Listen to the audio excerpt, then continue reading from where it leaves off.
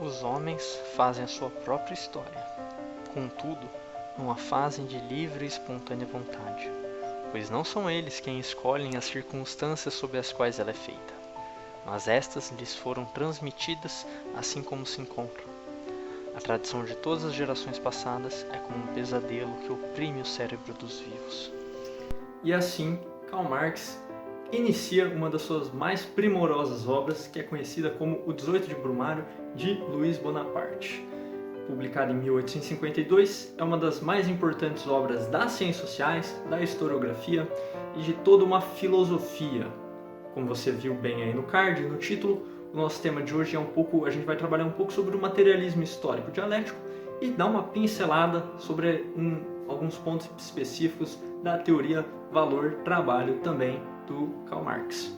Então, segue a vinheta e acompanhe a gente.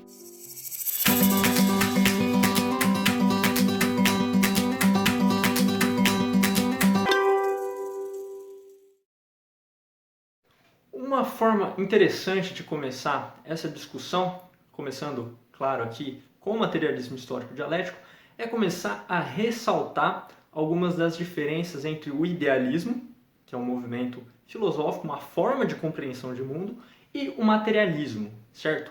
O idealismo tem como uma das suas grandes características, não levando em consideração principalmente o idealismo alemão, que é um movimento à parte, e não vamos entrar nessa concepção, mas tem a característica de valorizar mais o sujeito na relação sujeito-objeto.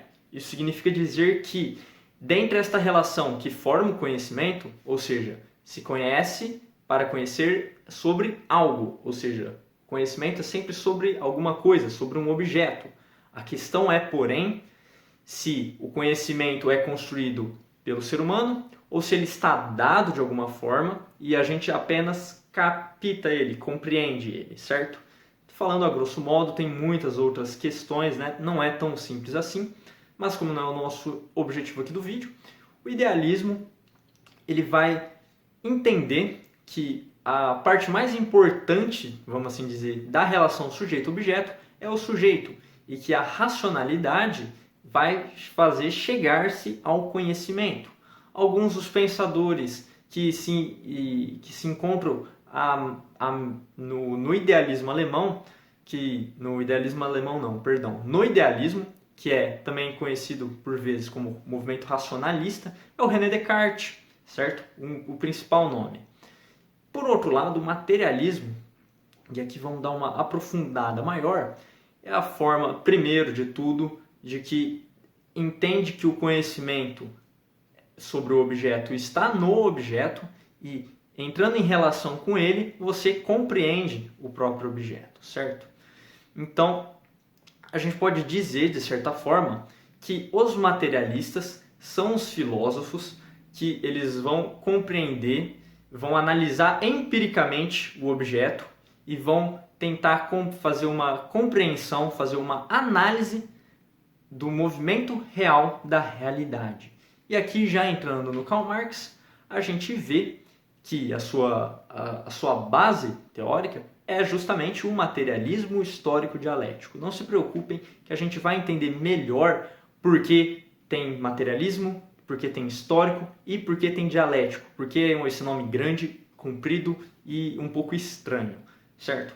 Bom, assim sendo, a gente começa a compreender que o Marx ele vai buscar fazer uma compreensão, ou seja, ele vai analisar a realidade a partir do que a realidade é, a partir do que a realidade demonstra.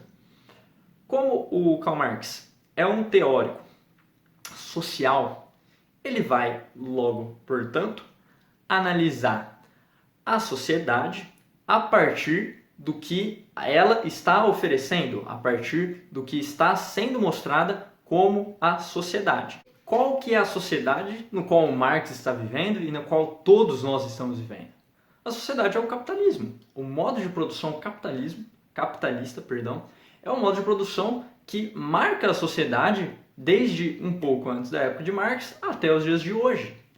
Logo, a partir daqui, a gente já consegue fazer uma defesa, vamos assim dizer, em nome de Marx. Porque a gente vê muitos dizer que Karl Marx é o teórico do comunismo, que Karl Marx é o teórico do socialismo.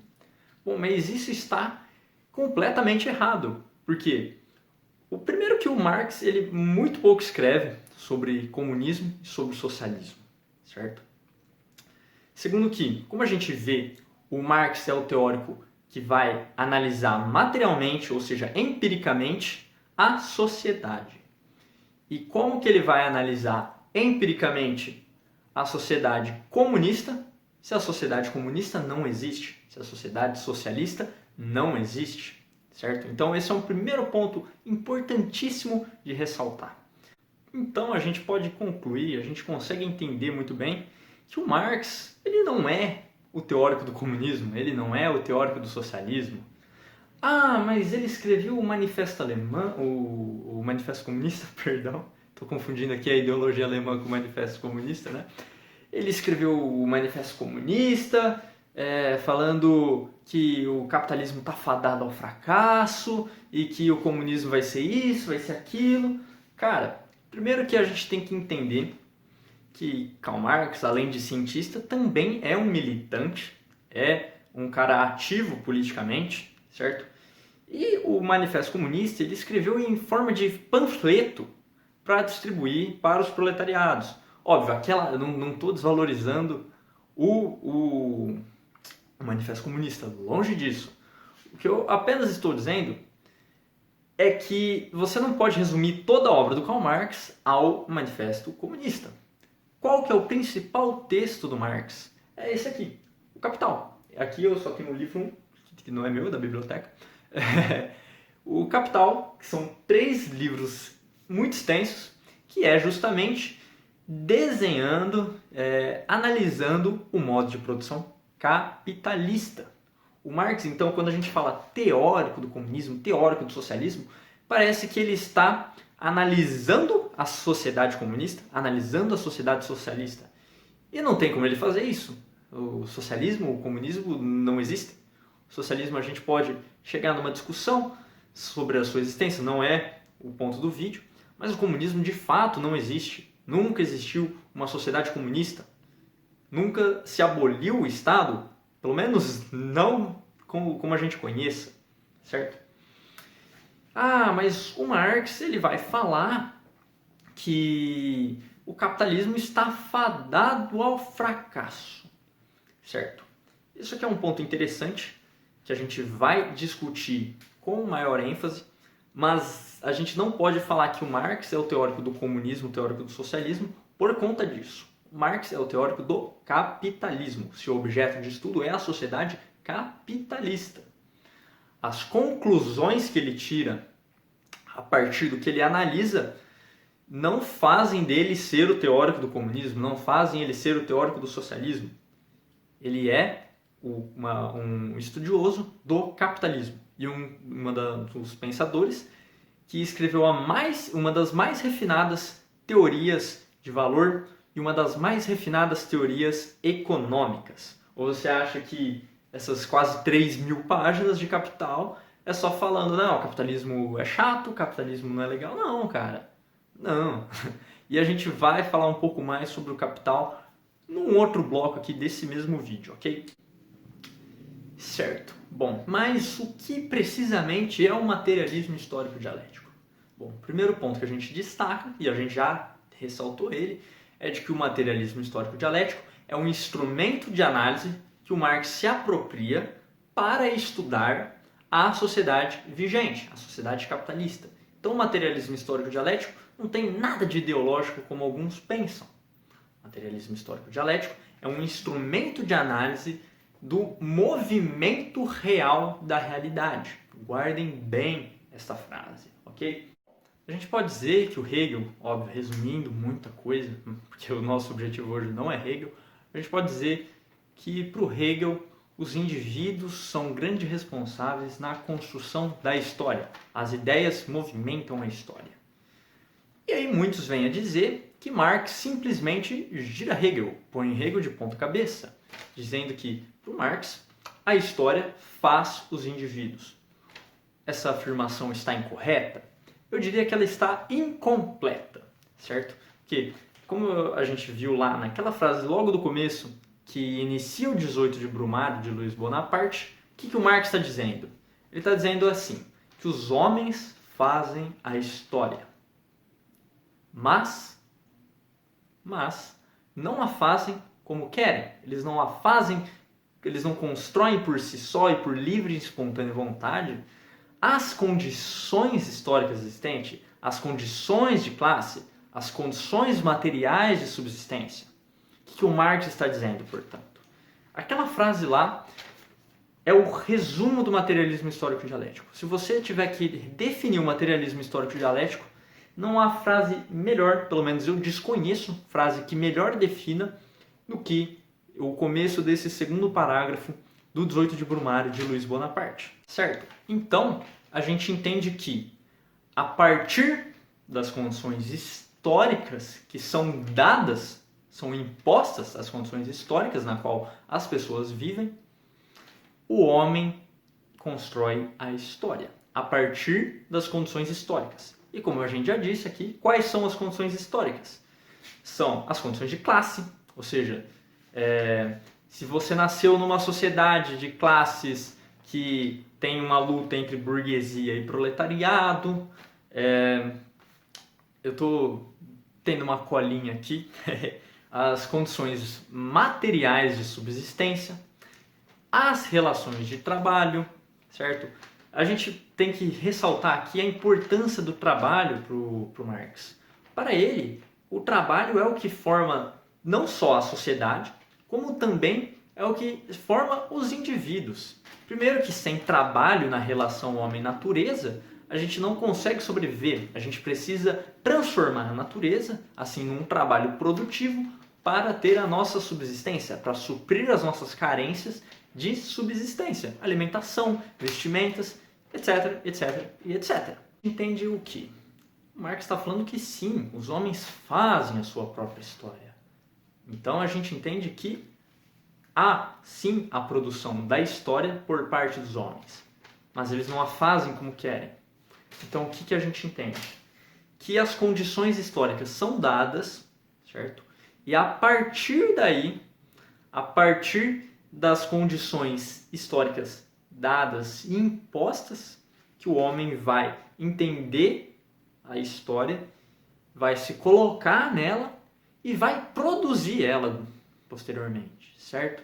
Então as condições de classe, por exemplo, são muito importantes no caso individual. Por exemplo, o Marx vai dizer, e aqui a gente não vai entrar em grandes detalhes, que se você nasce burguês, a filosofia burguesa é limitada até certo ponto. A ciência burguesa é limitada até certo ponto. E se você nasce proletariado, você tem a condição de classe de desenvolver consciência revolucionária, certo? Então, a classe na qual você vive é muito importante para construir quem você é, para construir como você pensa, certo?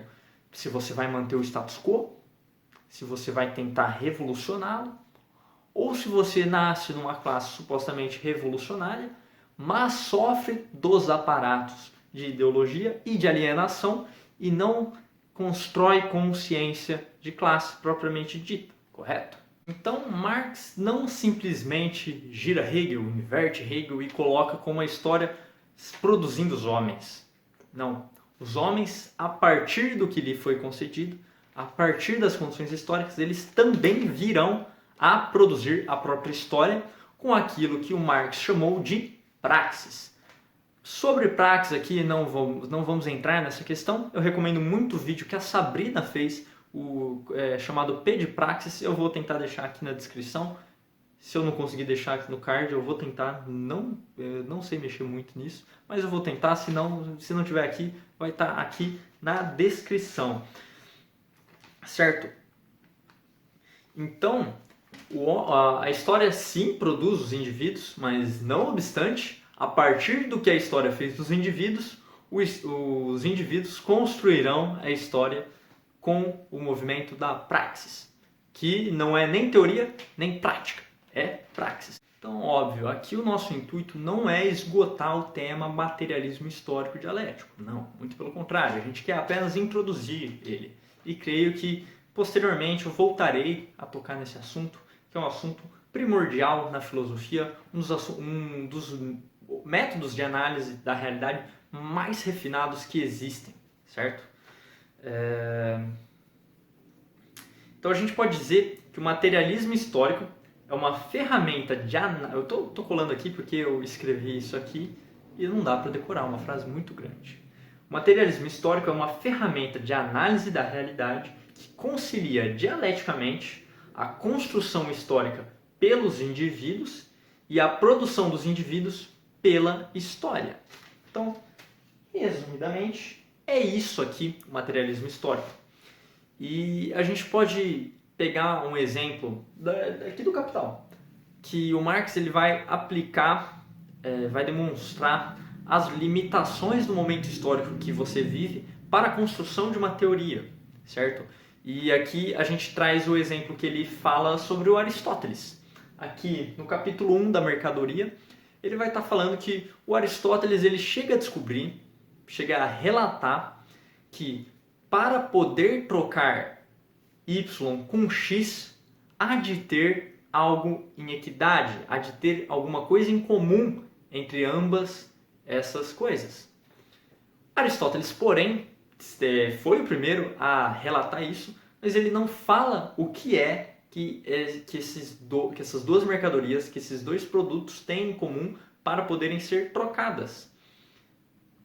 O Marx ele vai dizer que o motivo disso acontecer é porque o momento histórico no qual Aristóteles está inserido limita a construção a construção completa da teoria. Porque, vejamos, Aristóteles está vivendo ali na Grécia Antiga. Na Grécia Antiga, não há trabalho propriamente dito, dividido socialmente por todos. Há uma relação escravista. E, portanto, isso limita o Aristóteles a compreender o valor do trabalho. O gênio de Aristóteles brilha precisamente em sua descoberta de uma relação de igualdade na expressão de valor das mercadorias. Foi apenas a limitação histórica da sociedade em que ele vivia que o impediu de descobrir em que, na verdade, consiste essa relação de igualdade. Então, antes de encerrar aqui o que é o materialismo histórico, para novamente defender as acusações contra o Marx, vamos deixar aqui uma frasezinha do grande Leandro Condor, pensador brasileiro, e que resume em pouquíssimas palavras o que é o materialismo histórico. Os indivíduos estão sempre produzindo as circunstâncias novas que lhes convém. As circunstâncias fazem o indivíduo na medida em que este faz as circunstâncias. Com tudo que a gente viu, é impossível a gente dizer que Marx é o teórico do comunismo, que Marx é o teórico do socialismo, certo? O Marx, ele, repetindo aqui, ele escreve sim sobre o socialismo, ele escreve sim sobre o comunismo, mas é mais uma tentativa de chamar os proletariados do mundo, é mais um chamado mesmo. Tanto é que ele encerra o Manifesto Comunista falando: proletariados de todo mundo, univos, certo? Óbvio, a obra tem grande importância, inclusive na análise sobre o materialismo histórico, certo? Que ele está ali demonstrando a luta de classes. O motivo de falarem de que o Marx é o teórico do comunismo, é o teórico do socialismo, é porque ele vai dizer que, a partir das condições históricas dadas, a partir também das contradições do capitalismo, que possuem toda a sociedade de classes, contradições no caso, não do capitalismo, né? Mas na sociedade capitalista dividida em classes, possui também contradições de classes, possui uma luta entre as classes. Logo, analisando o que foi o passado e olhando para o futuro, constrói-se a ideia de que o capitalismo esteja fadado ao fracasso, fadado à corrupção. Corrupção aqui no sentido mais de se deteriorar, certo? Então o Marx ele não está também fazendo um palpite, eu vou chutar aqui que vai ser a sociedade dominada pelos proletariados e vai ser assim, assim, assado. Não, o Marx ele não vai falar como funciona exatamente a sociedade comunista, a sociedade socialista, porque, repitamos, ele não vive numa sociedade comunista, numa sociedade socialista para falar o seu funcionamento. Ele está falando a partir do funcionamento do capitalismo que ele vai levar, hora ou outra, a uma sociedade comunista, que esse é o processo da história. Óbvio, eu estou aqui diminuindo muitas coisas, porque, como eu disse, não é meu intuito aqui esgotar materialismo histórico, não é o meu intuito aqui esgotar a luta de classes. É um vídeo mais resumido, um vídeo mais introdutório. Mas quando a gente fala que o Marx é o teórico do comunismo, a gente imagina o cara descrevendo como funciona a sociedade comunista, como funciona a sociedade socialista. Ele pode imaginar alguma coisa, mas ele não pode, com certeza, afirmar como funciona, porque ele é um pensador materialista. Ele analisa a realidade material, ele analisa o movimento real da realidade. Ele não vai analisar o que não existe. Não tem como ele analisar, por exemplo, o ancapistão. O ancapistão não existe. Não tem como ele analisar também o socialismo, porque o socialismo não existe, o comunismo não existe. Então, sim, a partir da luta de classes, que é o fruto do seu materialismo histórico, certo? O fruto o suco aqui do materialismo histórico é a luta de classes. E a partir dela, ele entende que hora ou outra a sociedade capitalista tem que ser superada, ela vai ser superada. E aí, se tem duas classes, proletariados e burguesia, e a burguesia vai ser superada, logo vai ter uma ascensão do proletariado. É um movimento de lógica, é um movimento básico. Então, o Marx, sim, ele aposta, joga suas fichas, vamos dizer assim, não literalmente, né? Tem todo um contexto científico, um instrumento de análise que faz ele chegar nessa conclusão que o capitalismo está fadado à superação, está fadado a ser suprimido. Não é à toa que ele fala isso. Agora, falar que ele é o teórico do comunismo, o teórico do socialismo, é dizer que ele vai descrever como é que é essa sociedade. Não. Então, pela última vez, o Marx, a partir do materialismo histórico dialético, ele desenvolve a luta de classes, ele entende que a sociedade ela está em constante movimento, em constante transformação, que assim é a história. E aí, hora ou outra, a partir dessa luta de classes, a sociedade capitalista deve ser suprimida. Bom, antes de finalizar aqui e ir para o próximo bloco, vamos explicar aqui por que se chama materialismo histórico dialético. Materialista, pois parte da análise sobre a própria realidade empírica, isto é, se analisa somente o que se manifesta empiricamente. Um método histórico, pois analisa a construção da própria realidade material empírica analisada como sendo fruto de um processo histórico de construção dos indivíduos. Dialético, pois, como bem vimos, história e agente social, história e prática, conciliados, constroem a própria história. E aí, gente, tudo bem? Eu sei que era pra gente estar continuando agora falando sobre a teoria de valor, né? Mas o vídeo acabou ficando muito grande, né? Essa primeira parte só já está com 24 minutos, quase 25. E vai ter mais uns 15, 16 minutos por aí na segunda parte. Então, eu achei melhor, para não ficar muito cansativo, dividir em duas partes. A primeira, materialismo histórico, e a segunda, teoria valor-trabalho, certo? Bom, então estou passando aqui para avisar isso, né? Falar que o vídeo provavelmente vai estar aqui no card ou aqui embaixo na descrição do vídeo, certo? Talvez a primeiro momento não esteja em nenhum desses dois lugares, porque ele vai ser publicado depois, a parte 2, né? Então se você acessar logo assim que eu acabar de postar, não vai estar em nenhum lugar. Bom, dito isso, aqui na descrição também vai ter o vídeo da Sabrina, né? O link aqui do Pedipraxis da Sabrina. Eu vou deixar algumas recomendações de leitura caso alguém gostasse de se aprofundar no assunto. Do mais, eu peço para que deixe seu like, compartilhe com seus amigos, com aquela pessoa que precisa dar uma estudadinha no materialismo histórico, né, para às vezes prestar vestibular, que seja. É um conteúdo informativo esse também, né? Então, compartilha, se inscreva, dê o like, deixe seu comentário aqui, está sempre aberto para discussão. E também vai estar aqui embaixo minhas redes sociais, nas quais eu trago várias discussões. O meu blog está aqui na descrição também. Então, agradeço imensamente por ter nos acompanhado até aqui e eu te vejo na próxima parte. Até mais!